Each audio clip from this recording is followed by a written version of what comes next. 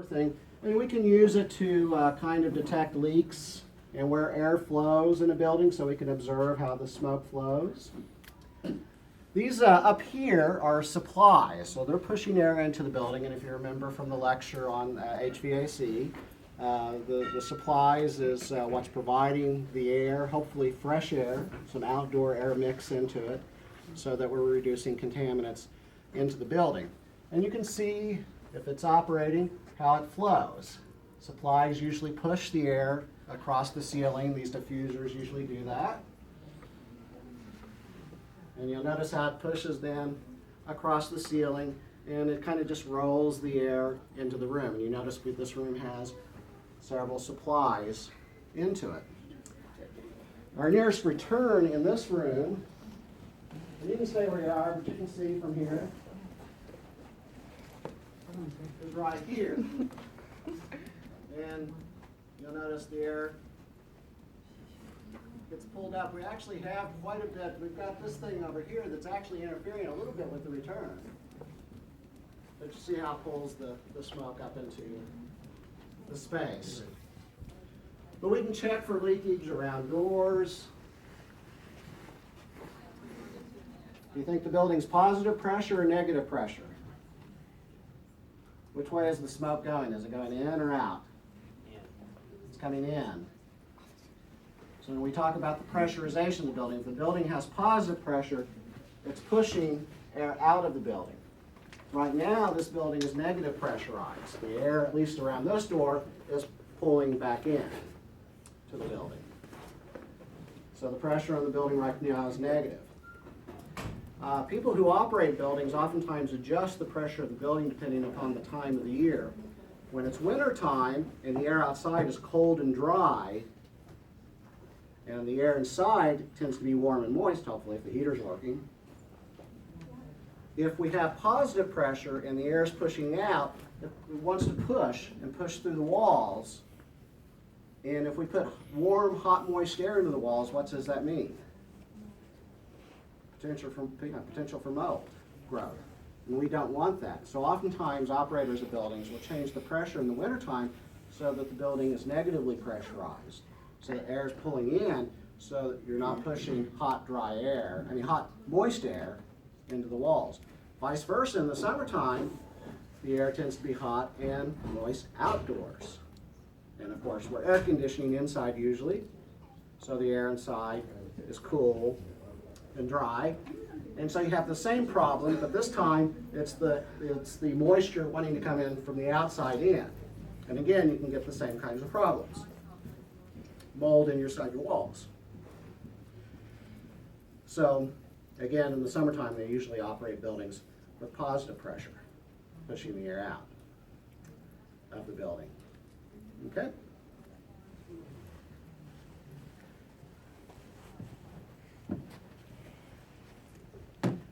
And we'll pass this around, but this is an air quality meter.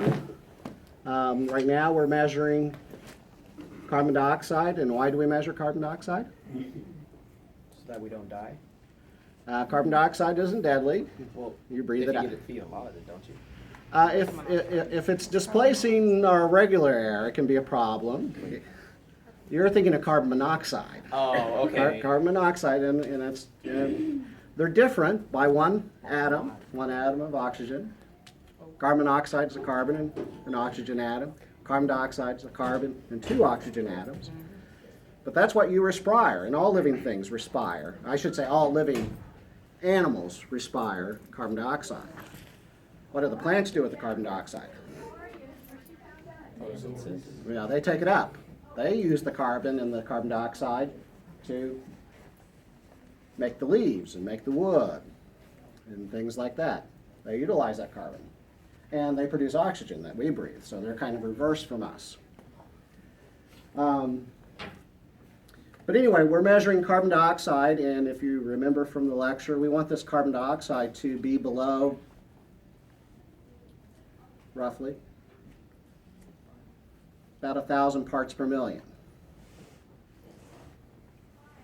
Right now we're measuring about 876, which is really good because there is a lot of Well, the plants start taking out the carbon dioxide. But what's exhaling carbon dioxide? All of you guys. This is a big crowd for a relatively small space. So the ventilation actually is pretty good in this room. We're sticking around 800 parts per million, even though you guys are huffing and puffing. Well, maybe I am. You guys are healthier. But Wouldn't this also be a bad thing for plants, for mold and everything, for water? that's right. So precisely, the plants are a source contaminant. Now, some of these plants aren't real plants, but what can fake plants do? Look cool. Collect dust. They become dust collectors. And so you got to clean them. And if you don't clean them, then that settled dust can come off the plants. Some of these plants are real plants, like this one. And we have this big pot of soil. And where is a lot of our molds, their natural home? The soil, the ground. And they break down things like the leaves and the wood, along with insects and bacteria. And so this is a potential source contaminant for the space. Another thing about a plant is we do have to water it. And I would take the bet, if I move the planter in most buildings, that I will find some moisture underneath the plant, which means we can have some molding in the carpet, molding around the building materials.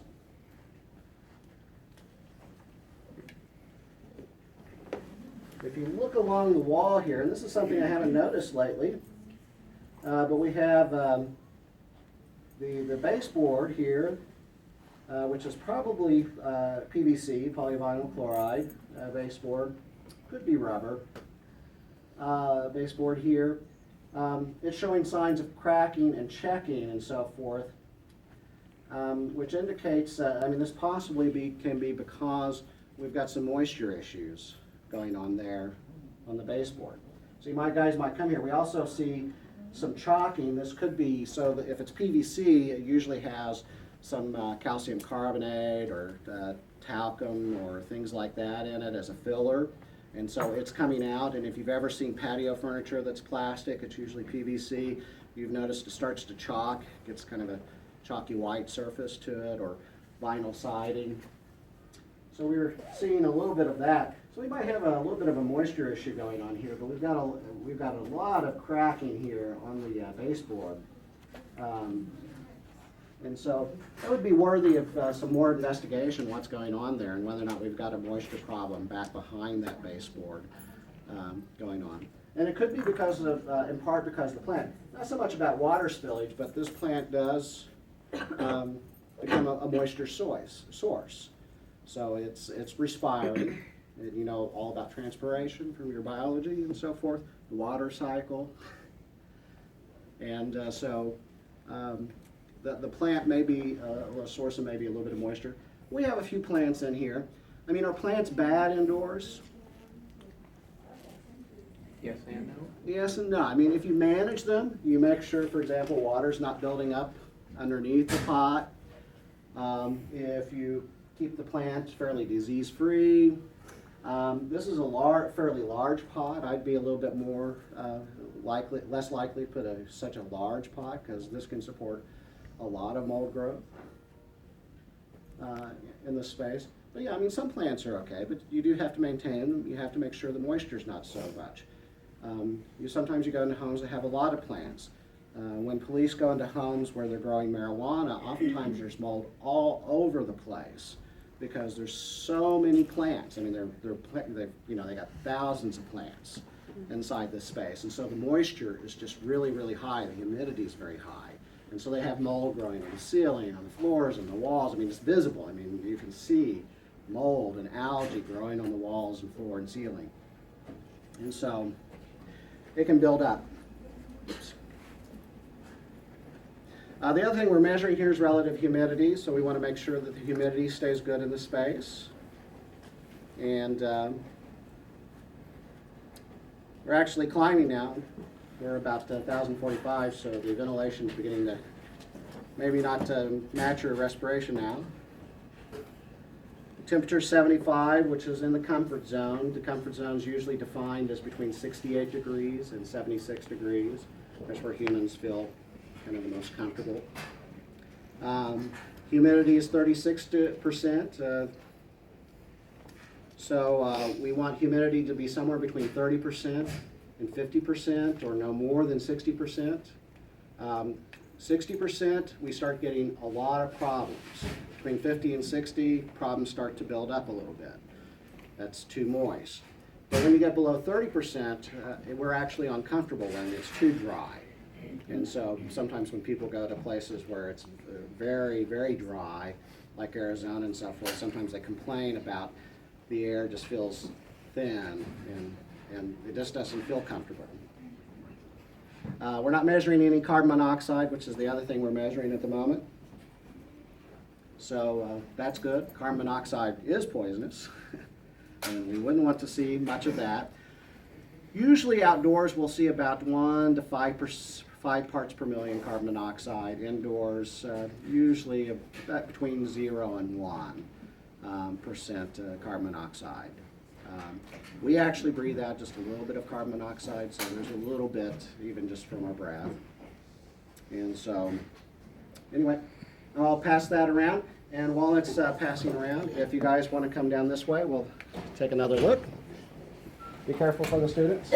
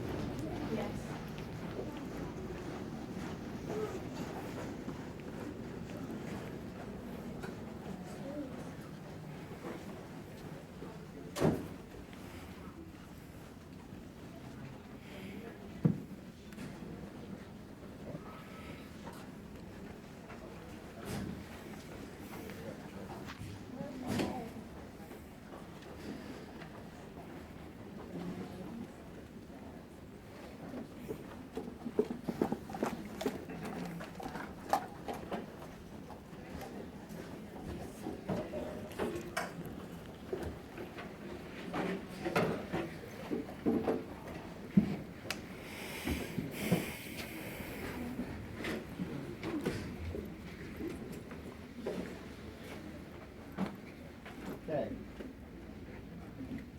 Look at this door back here, and what do you see at the bottom of the door? A seam. Yeah, see a crack, a seam. I can see daylight. Do you think a mouse can go through there? You think a mouse can go through there? Possibly. Right there in the center, I bet a mouse, if it's intrepid enough, can get through there. They can go through the size of a hole the size of a dime. So think about a dime. A dime. Oh, penny's close enough. Oops, lost a penny. They can go through a hole that small.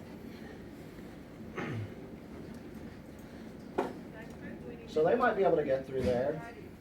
Anybody on campus when we had the great cricket explosion a couple of years ago? You walked on the sidewalks and you just stepped on crickets, you were here? We had a population explosion of field crickets, and they were just everywhere. You walked along the sidewalks, you just walked on them. And they easily came through the space, and when we did the field trip here, we saw quite a number of field crickets coming through here. So we want to make sure that we don't see daylight like that. And what follows insects and rodents into a building? Well, that's the reason why they come in. They're looking for food, looking for moisture, looking for shelter. But what follows them? Snakes, and lizards, and spiders. Spiders are the main predator for most insects. So they come into the space. In most schools, we'll find a little bit of spider webs, because we have some insects coming in. But anyway, gaps like that, if we close those off, we reduce the possibility for the insects getting in, and thus for the predators to follow them, the spiders, the snakes, the lizards, and so on. Out here on the playground, what do you think the kids bring in? Dirt, specifically sand. So they have sand in the play surface, which is good. It's protective. If you were like me, you fell off the jungle gym a fair amount of the time. And when I was a kid, it was asphalt and dirt. I mean, just clay, hard clay dirt. Now, they put soft stuff for you to fall on.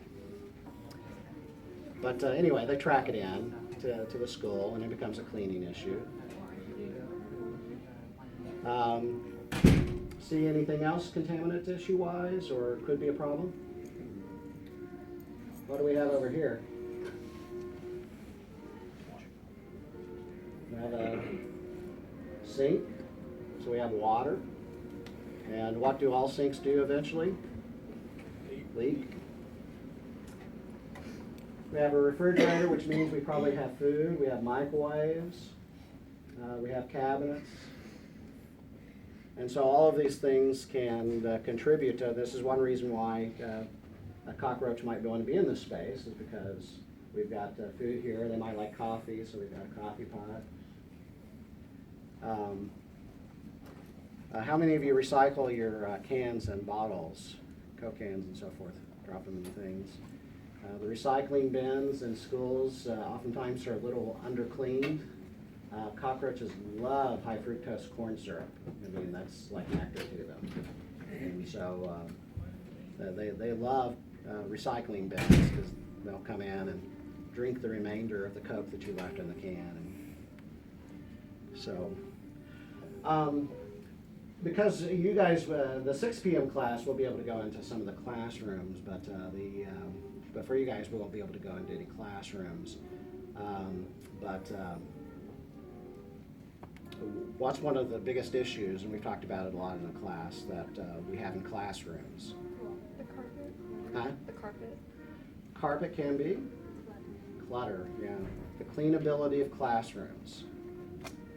Most custodians have between 5 and 10 minutes to clean a classroom.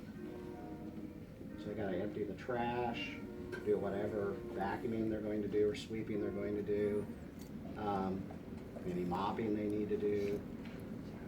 They don't have much time to clean. And so the more things that we have in the space, the harder it is to clean.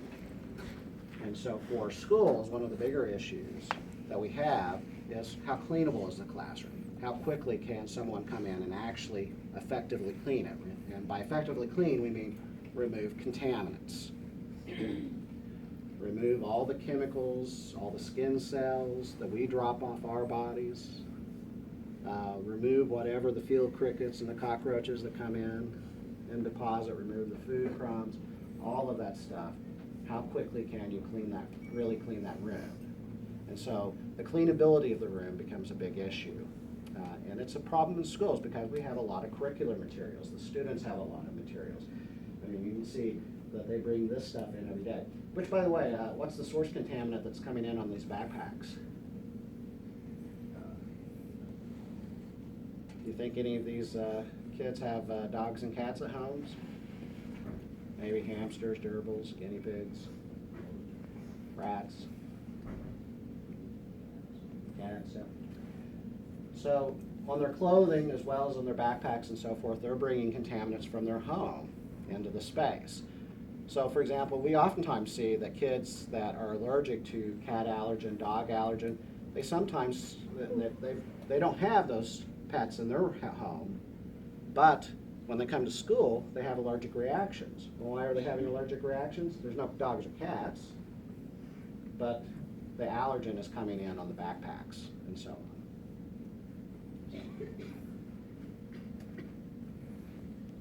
Anything else? See in this room? We just heard the band playing. Anybody play in the band? Anybody play brass instruments? Trumpet, do stuff like that? Used to or now? Now or used to? Yeah. What'd you do when you needed to empty the spit out of your instrument? On the ground. On the ground. Lost saxophone, so it's Oh, your saxophone, okay. Anyone want to take a look in the classroom, the music classroom? Alex, you can see, is it carpeted? looks like it. Can't really see. Yeah. We in indoor air quality, we have a term for band rooms when it has a carpeted floor and they empty the spit valves onto the floor. And almost all band directors want you to do that because God forbid that you take any practice time away or make it inefficient by someone going up and going over to the sink. And so we empty it on the floor, and so it's water, some acids, and a whole lot of bacteria. And so we call the smell in band rooms band room funk. It's a bacterial fungal smell. And it's oftentimes quite strong in band rooms if they're not cleaning the carpet on a regular basis.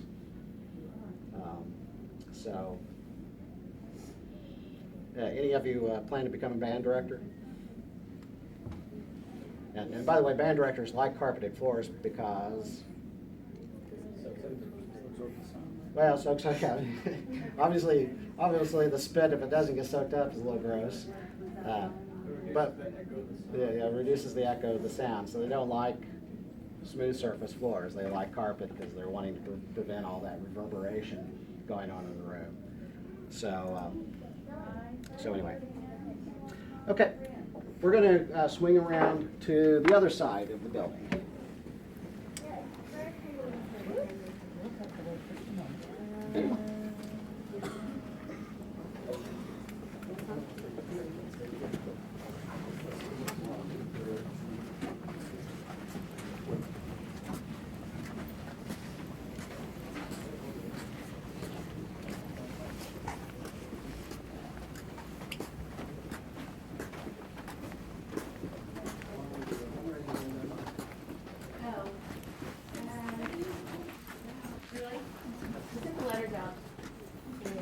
October.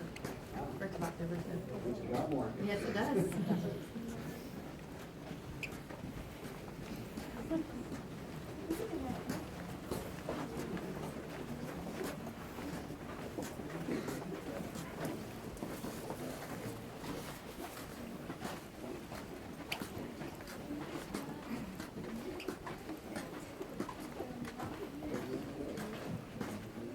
We're going to spin around and just come in here. If you guys will take an observation, see the things you see, and then we'll talk about it back here. Okay? So, if you guys will just take a look, because they got a class going on out in the common area, if you guys will just take a spin around, and then we'll talk about what you saw on this way, okay?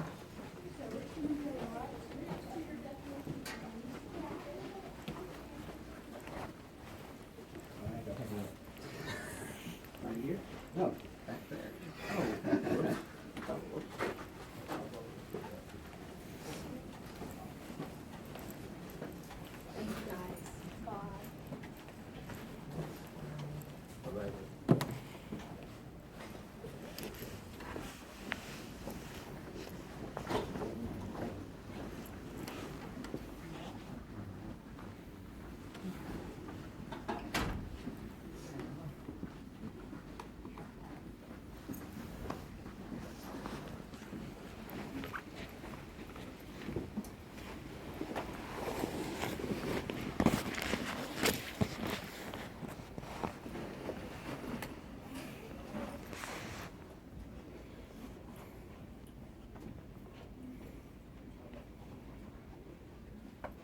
Okay, has everybody, almost got everybody back?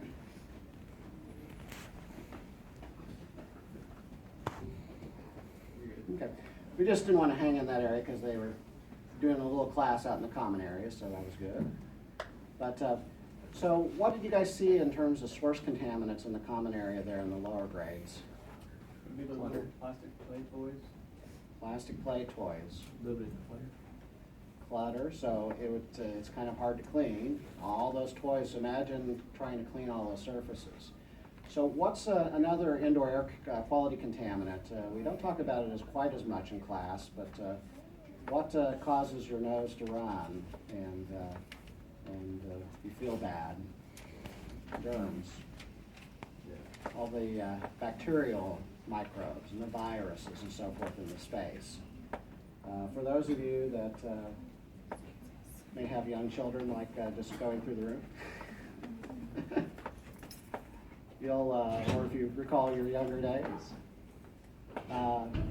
you may recall that oftentimes runny, snotty noses is a very, very common occurrence, particularly in these younger grades.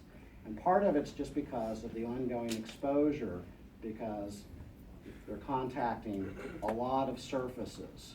And they do so with not only their hands, but their whole bodies. If you go in these classrooms and you see them snuggle up on a stuffed toy, I mean, they're not just holding it, but they lay on it, they drool on it, their snot runs on it. And another kid will do the same. And all those plastic surfaces, they're touching them. They're learning how to wash their hands and things like that. And so their hygiene is not necessarily as high as sometimes it is with adults, sometimes not with adults. But anyway, diseases run fairly rampant. It's perhaps good in the sense that it helps their immune systems develop and grow strong, but it is a problem, and oftentimes the teachers, sometimes teachers become real germaphobes because they have spent the first few years of their career going through some illnesses, and they get real germophobic about it. And so sometimes you'll see them cleaning a lot on the surfaces and having the students use hand sanitizer over and over and over again, trying to reduce that. But in the younger grades, the infectious disease does run considerably higher, and it's because we have all of these surfaces and because they expose themselves to them in a wider variety of ways. In addition, they put more stuff on themselves. I mean, at the age these kids are, there's still a lot of putting their hands up into their mouths, perhaps picking their nose, doing that kind of stuff.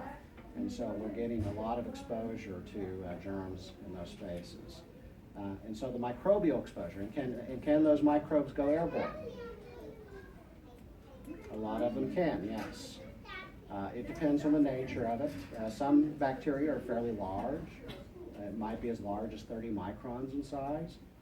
Those bacteria, a little bit harder to get airborne. Some of the bacteria, not so much the bacteria, but the viruses are very, very tiny.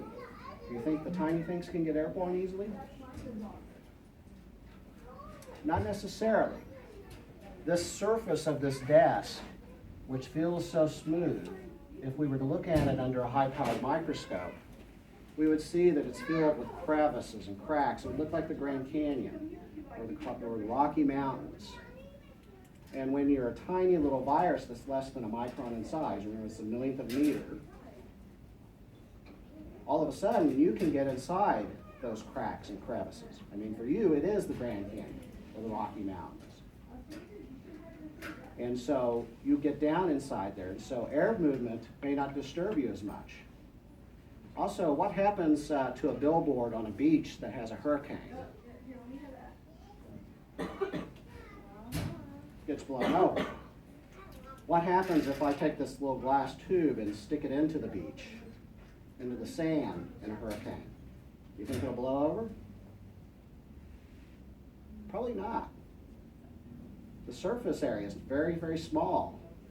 So the actual wind pressure on any given part is small, and it's also round, so the air is going to go around it. So it doesn't really catch the air. So my little glass tube may stay in the sand for a long time, whereas that billboard that may be stuck 30 feet on down into the sand on big hunks of wood or steel, it'll easily blow over in 200, 300 mile per hour winds. Same thing happens at very, very small particles. The wind pressure on the particle may be very slight.